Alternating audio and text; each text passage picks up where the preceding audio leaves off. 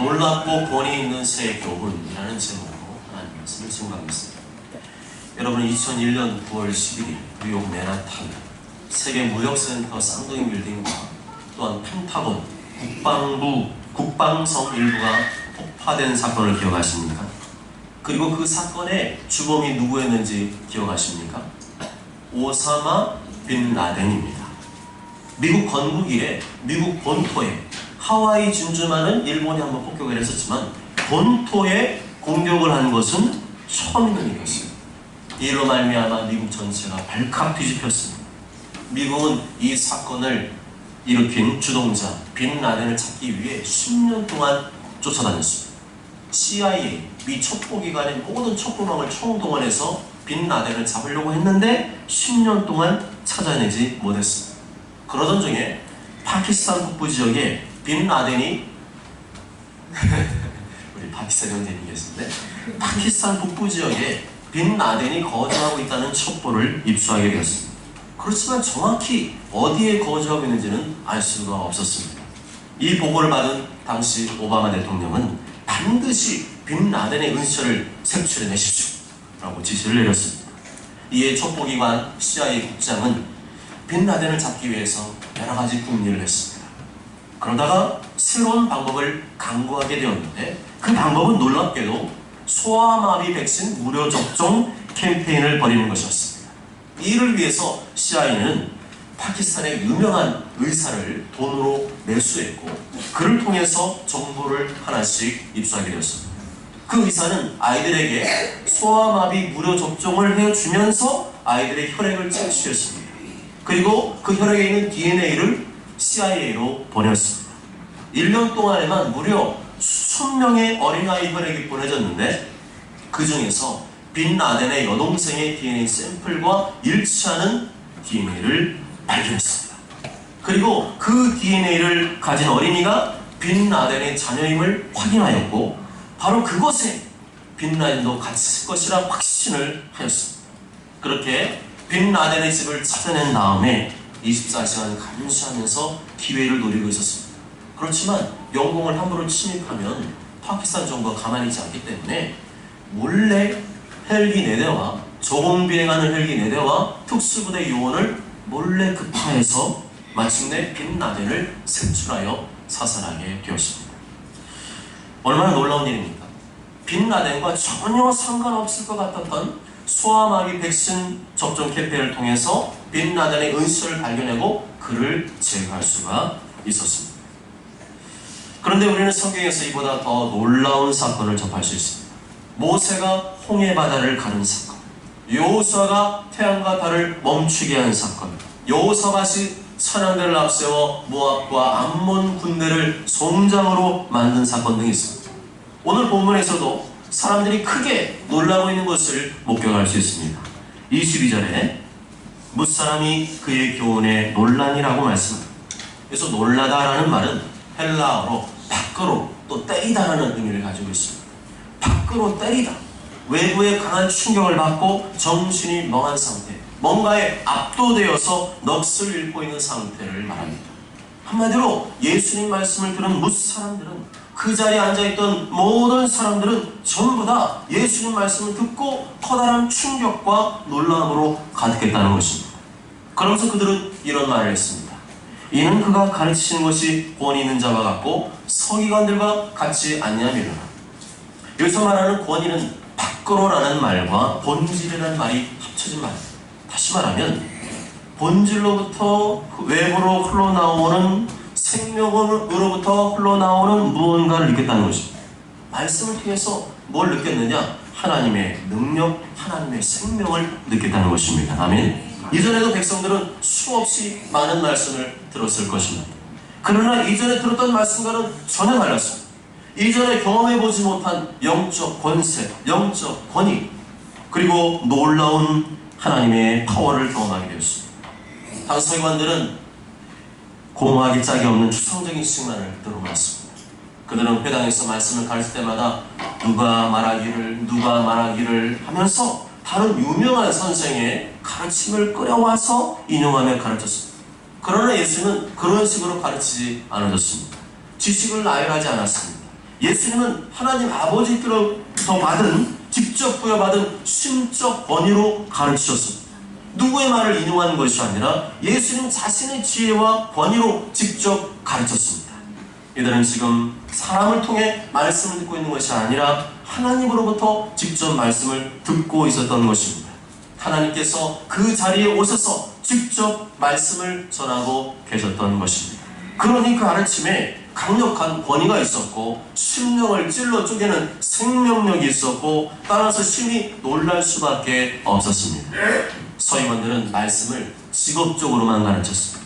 말씀의 근본 정신은 공의와 사랑은 다 팔아먹고 오로지 지식만으로 말씀을 가르쳤습니다. 거기에다가 장로의 유전과 같은 생명력 없는 인간의 전통과 규칙을 추가하였습니다. 또한 그들은 말씀을 가르치긴 했지만 정작 그들은 그 말씀을 실제로 실천하지 않았습니다.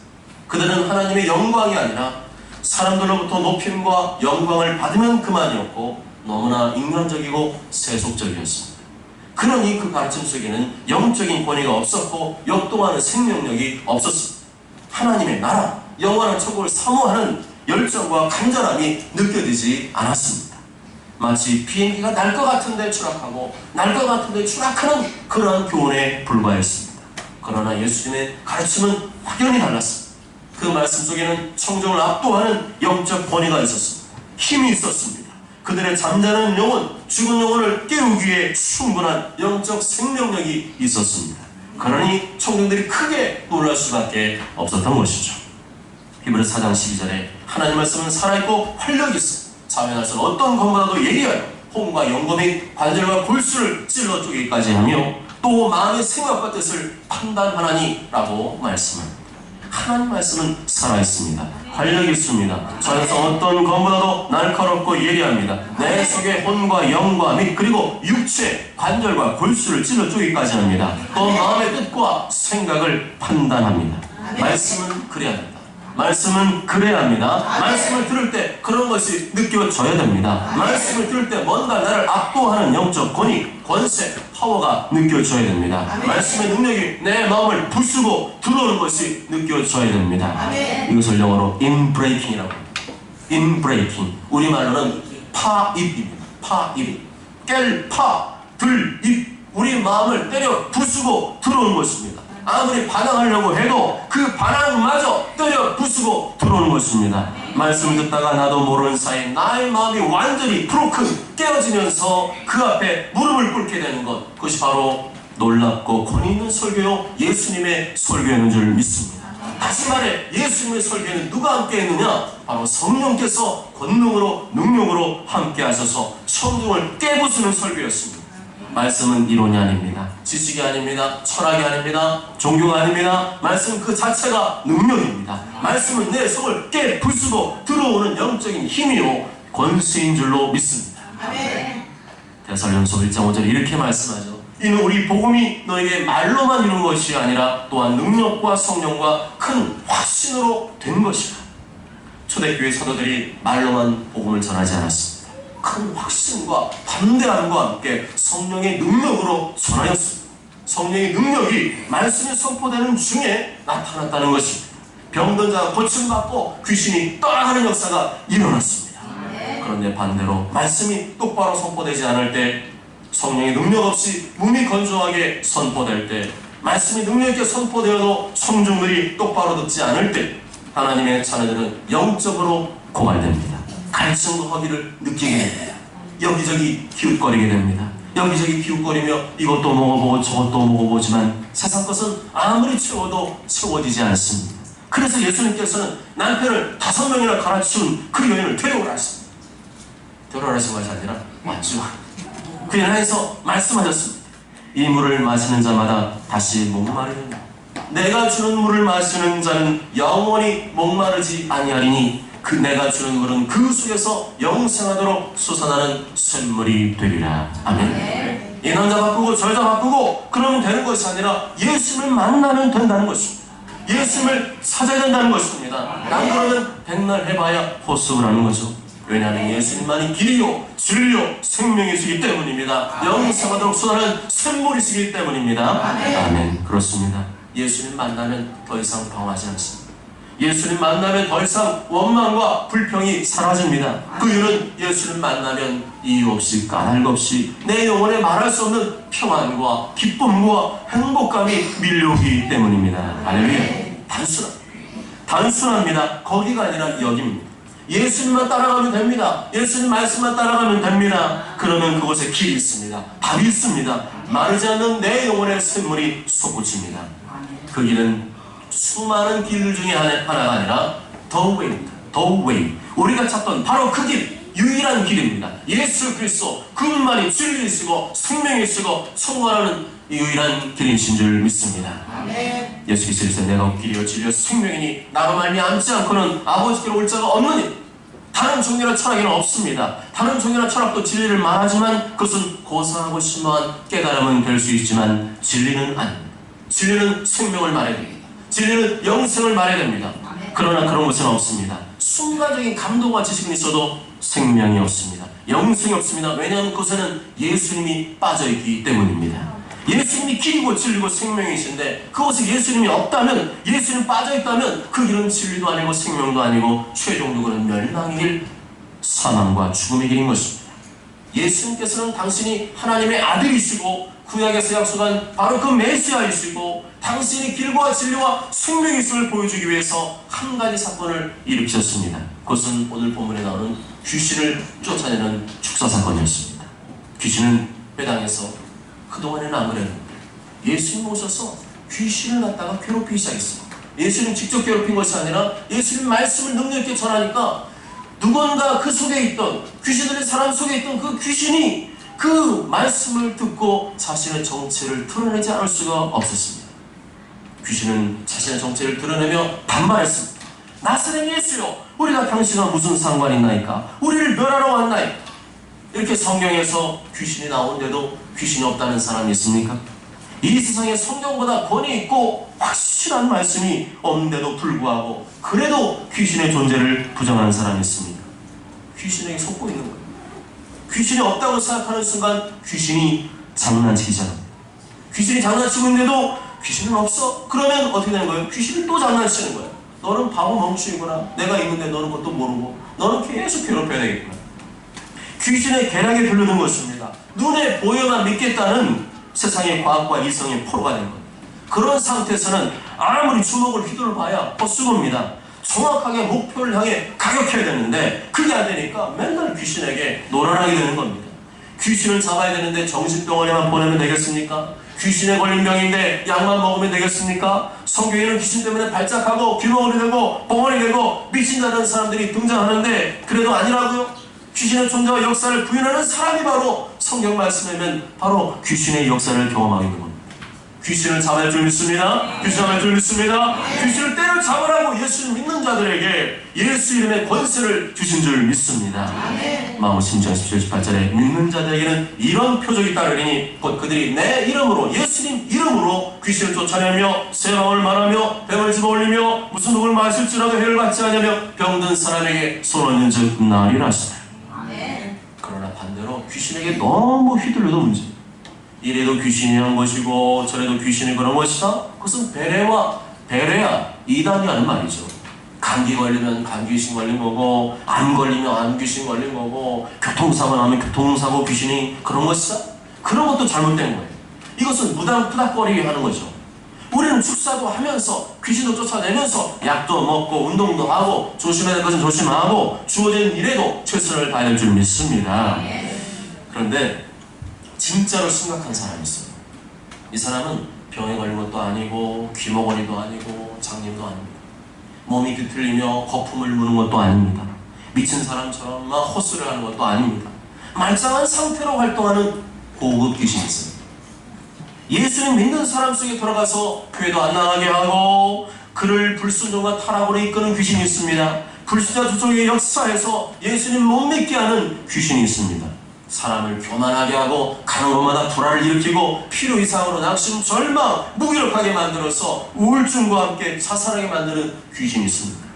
성경에 대표적으로 가룟유다가 있죠. 그는 예수님 제자였어요. 예수님 불렀어요. 분명히 예수님 제자입니다. 그렇지만 예수님을 믿지 않았어요. 성령으로 거듭나지 않았습니다. 그에게는 영생이 없었습니다. 그의 관심은 예수님이 아니라 돈이었어요. 마태복음 26장 24절에 인자 예수님 파는 그 사람에게는 화가 있으리로다. 그 사람은 차라리 태어나지 아니할 거라면 저에게 좋을 뻔하였느니라. 가룟유다가 어떻게 스승이신 예수님을 팔아먹을 생각을 했을까요? 요한복음 13장 2절에 마귀가 벌써 시몬의 아들 가룟유다의 마음에 예수를 팔려는 싹을 넣었더라. 마귀가 그 속에 들어와서 역사하는 도덕이고 양심이고 뭐가 없습니다. 자기 입속만 챙깁니다. 자기 원하는 것만 추구합니다. 그런 사람 속에는 분명히 귀신이 역사하고 있는 것입니다. 요한복음 13장 10절에 예수께서 이르시되 이미 목욕한 자는 발밖에 씻을 필요가 없느니라. 온몸이 깨끗하니라. 너희가 깨끗하나 다는 아니니라 하십니다. 너희가 깨끗하나 다는 아니라는 말씀은 바로 가룟유다를 두고 하신 말씀입니다.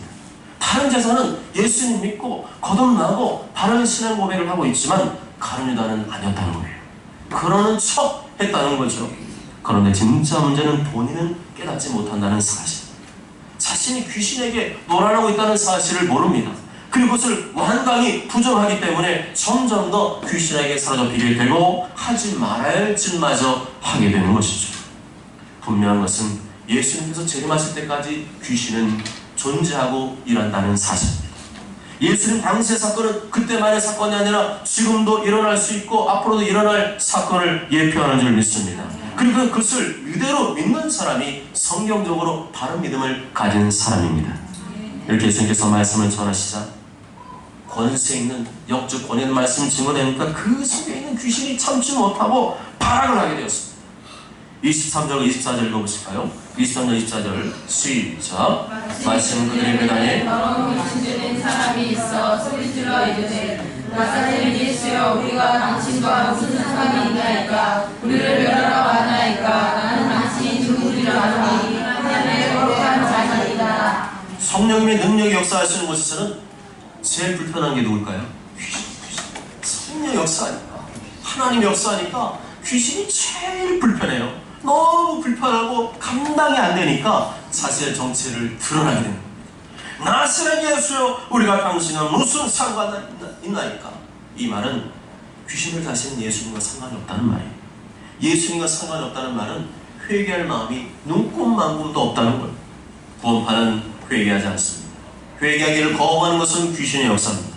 회개를 거부하게 되면 그 속에 그 영혼에 무엇이 쌓이게 될까요? 은혜가 쌓이게 되겠습니까? 성령님이 하시겠습니까? 자신이 지은 죄가 차곡차곡 쌓이게 됩니다. 그 더러운 죄로 가득한 곳에 누가 역사하겠어요? 귀신이 역사합니다. 귀신은 쥐새끼처럼 어둡고 음습한 곳에서 죄의 부스러기를 먹고 사는 존재입니다. 예수님 믿는 자는 이미 예수님 피로 깨끗이 목욕한 사람들이기 때문에 다시 목욕할 필요가 없지만 바른 씻으라 말씀하셨습니다. 이미 목욕한 자는 발밖에 씻을 필요가 없는 원죄는 이미 십자가에서 해결되었지만 여전히 마음과 생각으로 우리의 눈으로 입술로 우리의 귀로 행동으로 죄를 지을 수 있다는 겁니다. 그렇기 때문에 발을 씻듯이 날마다 자신의 죄를 회개하며 순종해야 될 것을 주님이 말씀하셨습니다. 귀신은 또한 소리를 질렀습니다. 우리를 멸하러 왔나이까? 이 말은 예수님이 누구이신지를 보여주는 대목입니다. 예수님은 귀신과 그 따르는 자들을 멸하실 권세를 가진 바로 심판자이심을 말씀합니다. 하나님의 아들이시라는 것입니다. 아멘. 마태복음 25장 41절에 또 왼편에 있는 자들에게 이르시되 저주를 받은 자라 나를 떠나 마귀와 그 사자들을 위하여 예비된 영원한 불에 들어가라. 어차피 우리를 장차 심판하시고 멸망시키실 터인데 왜 벌써 오셨냐는 거죠.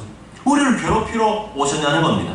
그럼 예수님이 그 마귀짓 하고 있는데 마귀가 귀신 마귀짓 하고 있는데 그냥 참고 내버려 두면 좋겠어요?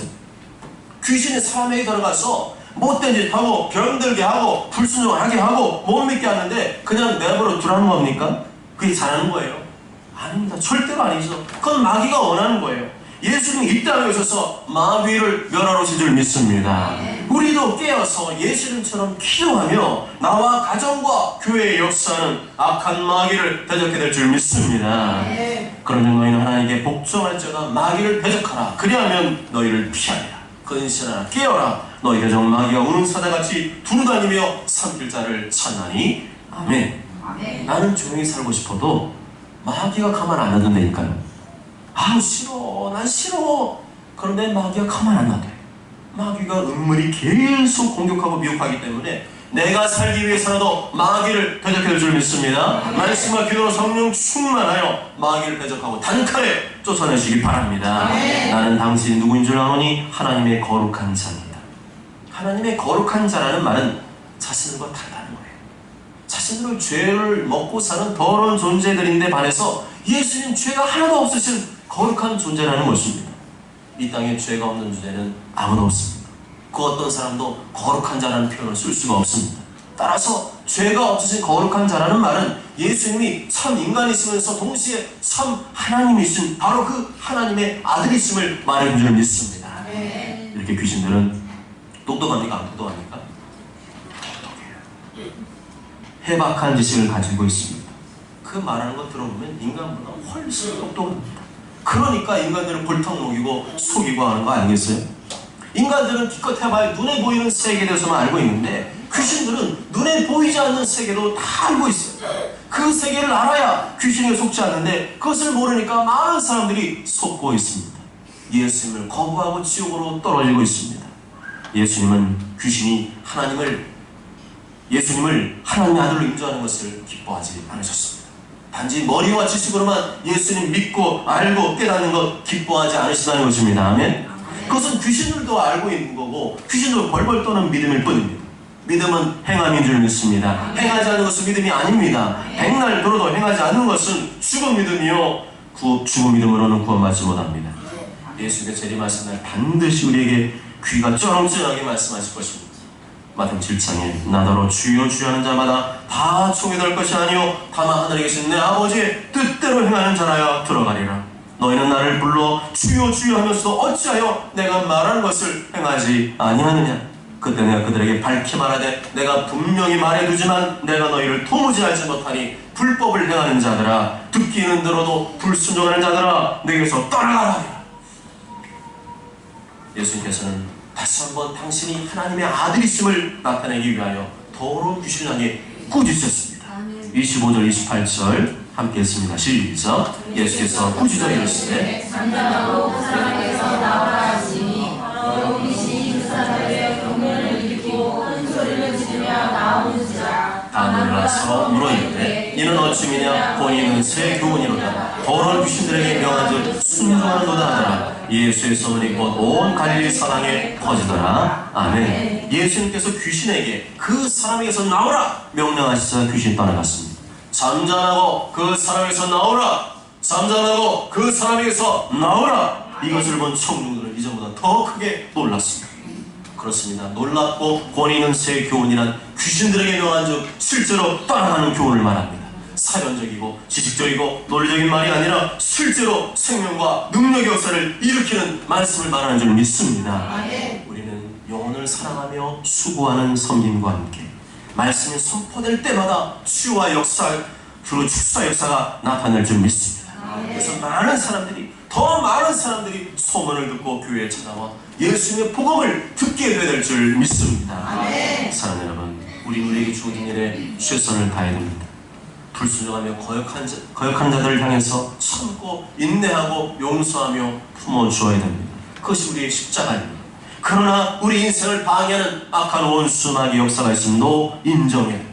이 마귀를 대적하고 나와 내 가정과 교회가 살아나기 위해서는 반드시 성령의 능력과 권능을 받아야 될 줄 믿습니다. 모쪼록 저는 모두가 날마다 말씀과 기도를 통해서 성령의 권능을 병든 자를 고치고 귀신을 쫓아내고 예수 그리스도의 복음을 확실히 증거하는 복음의 산 증인이 되시길 주님의 이름으로 축복합니다. 아멘.